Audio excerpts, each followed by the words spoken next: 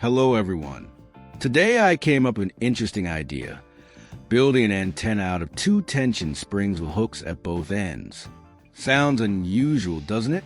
If you're curious about how I put it together, stick around until the end of the video to find out. I start the video with a wooden board. It's about as thick as a finger joint, 21 centimeters long and 8.5 centimeters wide. The purpose is straightforward. It serves as the base of the antenna. In my hand is a leaf hinge.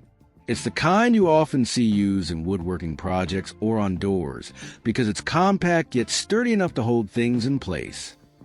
I rotate the hinge 180 degrees and place it along the edge of the wooden board. Then I secure it with a screw so it stays firmly in place.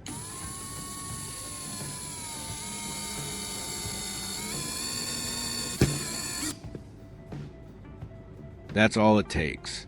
Nothing more complicated than that.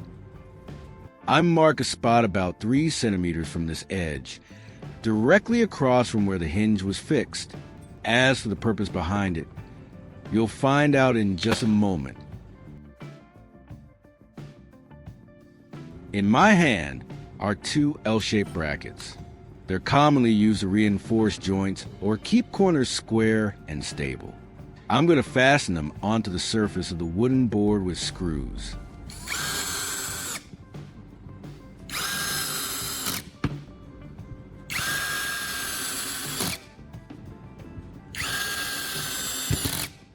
I lift this setup for you to take a look before hooking the 2 tension springs in place, running from the hinge to the L-shaped bracket.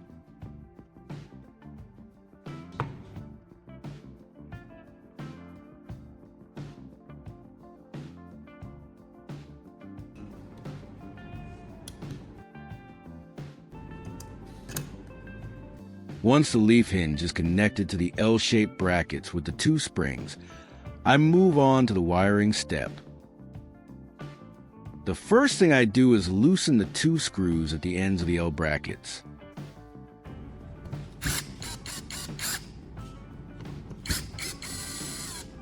In this step, I connect the 2 ends of a wire pair to the spots I just loosened on the brackets.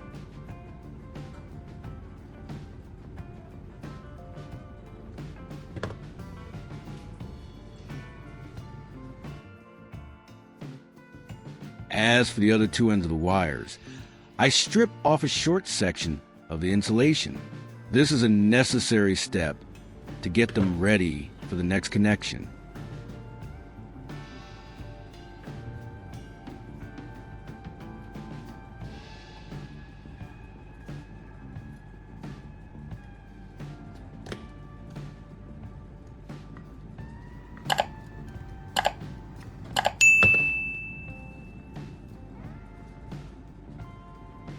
After making the connection, I tighten the screws firmly to lock everything in place.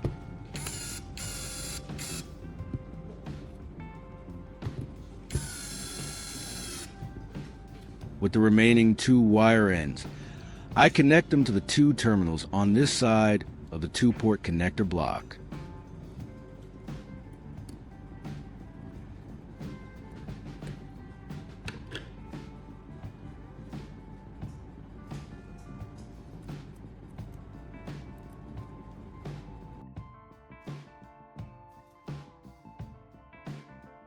I use hot glue to secure the connector block, making sure it stays firmly in place without shifting during use.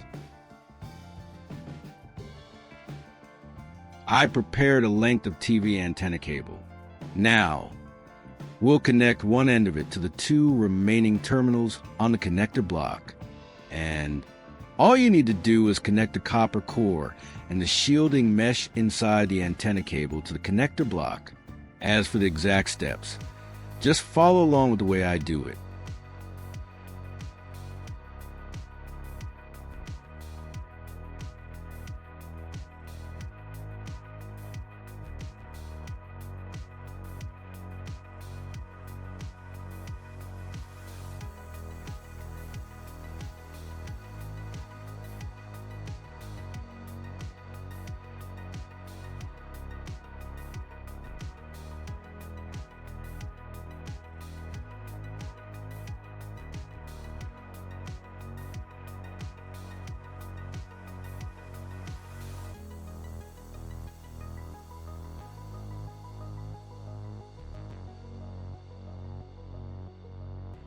With the other end of the antenna cable, I attach an F-type straight connector and an F-type 90-degree connector.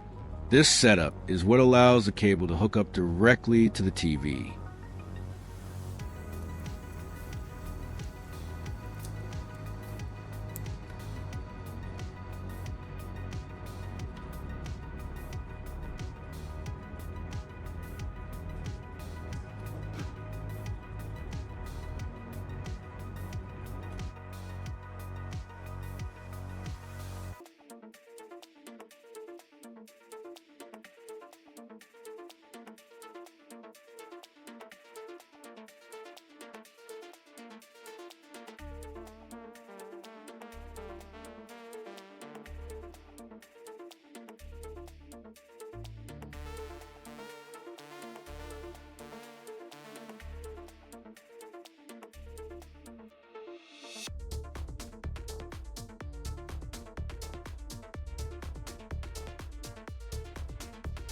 That's it.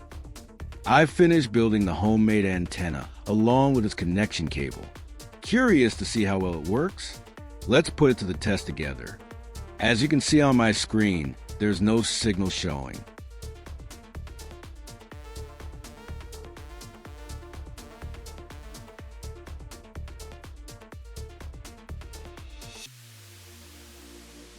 Less than 5 seconds after plugging the antenna cable into the TV, everything displayed and worked perfectly. The signal was full, the picture sharp, and the sound crisp, just as expected. This confirms that the homemade antenna setup with its connection cable is functioning flawlessly. The success comes from careful preparation and execution at every step.